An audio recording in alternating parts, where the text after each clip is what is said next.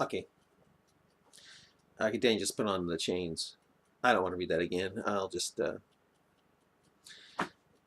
continue with where I left off. Yeah. Okay.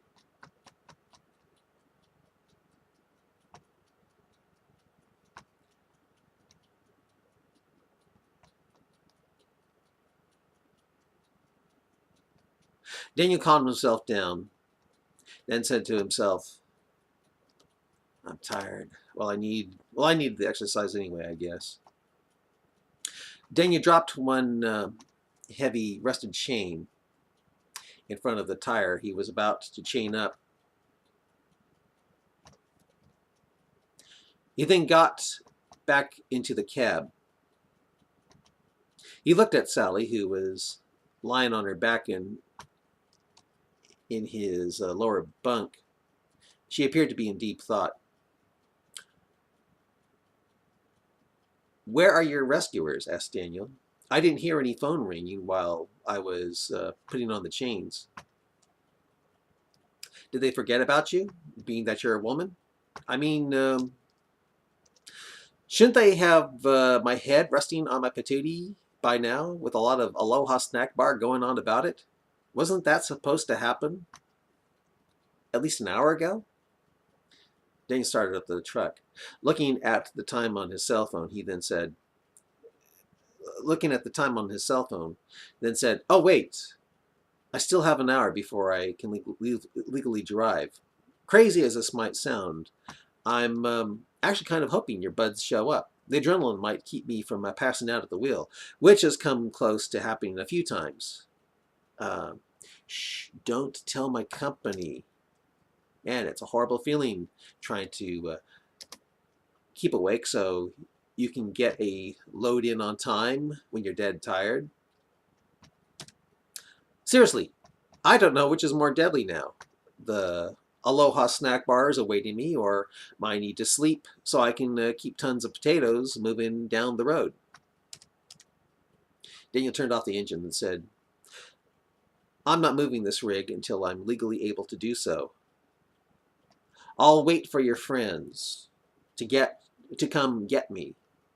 No doubt I'll be doing the shooting myself because you don't want to end up in hell that Mom had said most women go to because they, quote, they cuss and show ungratefulness toward their husbands.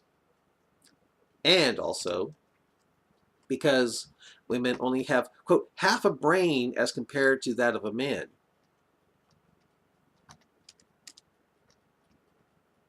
Right? And it's that latter reasoning of Mo as to why you really won't lift a finger to help me. Right?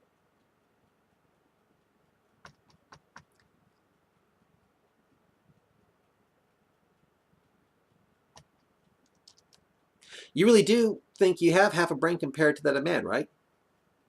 Well, you better say yes, girl, or you'll prove Mo to be just another charismatic, sex-crazed bandit cult leader who had a way of using a guy's penis to murder for him. Sally didn't say anything, but just stared at the upper bunk. Daniel thought, then said, "You know, I don't blame you for not trusting me. I did kind of pretty much lead you on, pretending like I wasn't on to you ever since you talked about forgetting your flash drive pin. So guess what I'm going to do?" Daniel reached over and picked up the laptop that Sully was looking at last night. He opened it up and found it still glowing with power since it was still plugged in. Since it was still plugged into the outlet. Daniel did some typing on the keyboard. He then handed the laptop over to Sally and said, "That's the first entry to Niles Neville's journal, going back 7 years before the nuking of the Willis Tower. It was written while he was still a Muslim. It will show his evolution and how he ended up being the man that helped get me doing what I'm doing now. If you want, go into my documents and click on my trekking journal. You can start reading not only Neville's thoughts, but my thoughts. You can see my hopes and fears, see my desires and imperfections. You can see my battles with doubt and triumphs with faith in a God that, contrary to what you believe, really does love you enough to suffer and die on the cross for you, to hang naked in humiliation for you. A God that loves all people, including the meanest, vilest Muslim. You read those journals and you will see why I believe in a God who is working all things to the glory and counsel of his will, as the Injil says.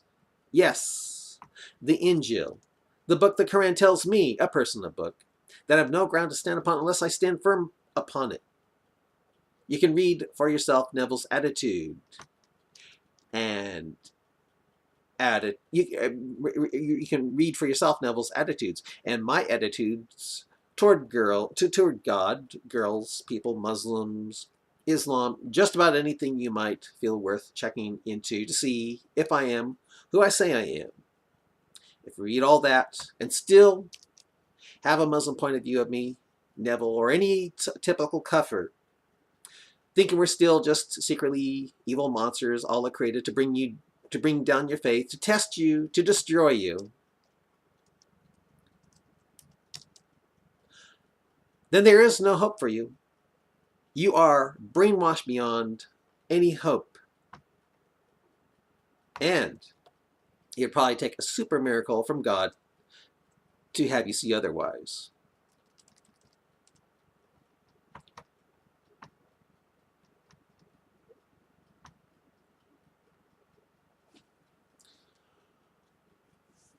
You know something, this is... if I try to balance it out and make it in such a way where I look okay on this one, then it's not so good up there. And then if it looks good on this one, I don't know. It's the one that's going to be deleted is the one that looks okay. You know what I mean? Oh well. I'll continue here. All right.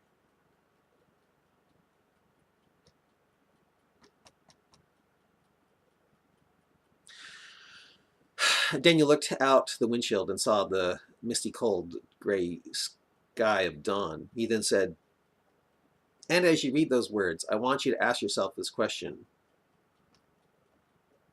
How did Shaitan plan it that you'd end up in a kafir's truck? Why would Shaitan allow me to write such words which might make you doubt when Mo says kafirs are evil, kafirs hate Muslims, and want to secretly destroy you? By the way, isn't Allah supposed to be the best of planners? It's really best of deceivers, but you believe it's best of planners. So why would Allah have Shaitan, have me, write all this to just deceive you? Are you that important to Shaitan? Couldn't Allah have thwarted Shaitan's plan and saved you from reading words that will greatly contradict your Muslim beliefs and attitudes about me and kafirs?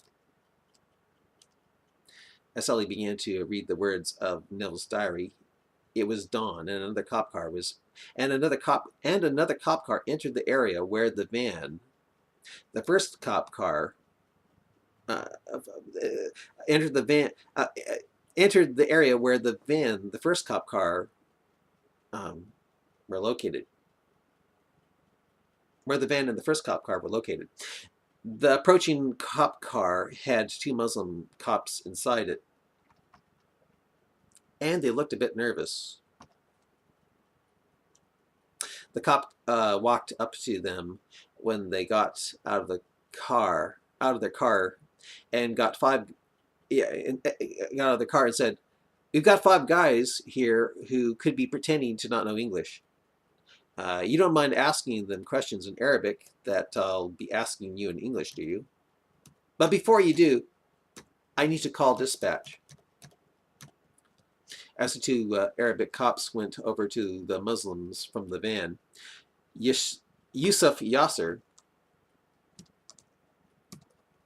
said nervously to him in Arabic, "We came up here to see the new mosque, and we all wanted to pray at pray at sunrise, rather than at the mosque at sunset." When later translated in English, the cop who asked for a translator said, "Really? It's awfully cold and snowy out here for praying, don't you think?" The Muslims agreed. Muhammad Ziad Jabir said in Arabic, "I thought so as well." The cop then said, "Yet you came out here." After waiting for it to be translated in Arabic, Yusuf Yasser in Arabic said, "We are only here for a little while. How many times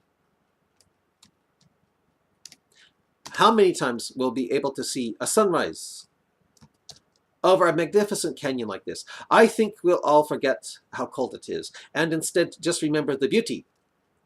The cop smiled when it was translated in English, then asked, "If you came here to see the sunrise, why were you walking back to your van while it's still dark? The sun won't be up for like an hour from now." After having it translated into Arabic, Yusuf Yasser said in Arabic,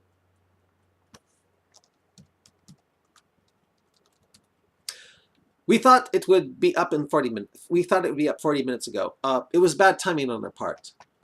After waiting, well, we got cold and decided to go back to the van to get warm. Then try it again when it started to look nice." "Really?" smiled the cop. "Yes, really," said Ziad in Arabic. The cop then said, said, "There's been a rash of carjackings on our interstates lately. Not just cars, but big rigs." "Man, really? Man, things are getting bad," said Yusuf in Arabic.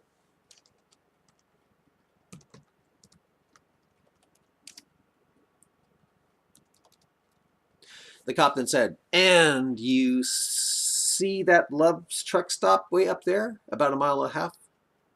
Well, last night, a possible trucker was found crushed from the wheels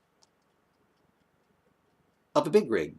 A man without any identification on him and wearing a Marty shirt, crushed nearly as flat as a pancake. And contrary to what the news is telling us, looks like he didn't slip under the wheels from the ice. His throat was, oh, what is the word? Oh, that's right, slashed," said the cop, miming, slashed, said the cop, miming fast slashing. Ziad Jabir, who once mimed throat slashing to Daniel Kabashi, flinched on the word slashed. The cop smiled and said, "Oh, so you know even in English the word for slashed, do you? For slashed, do you? How come I'm not surprised? You all wouldn't know anything about that sort of thing now, would you?" The Muslims looked a little nervous. The Muslims looked a little more nervous even before the Arabic was translated. Oops. Oh, I think I'll end it here and start it again. Yeah.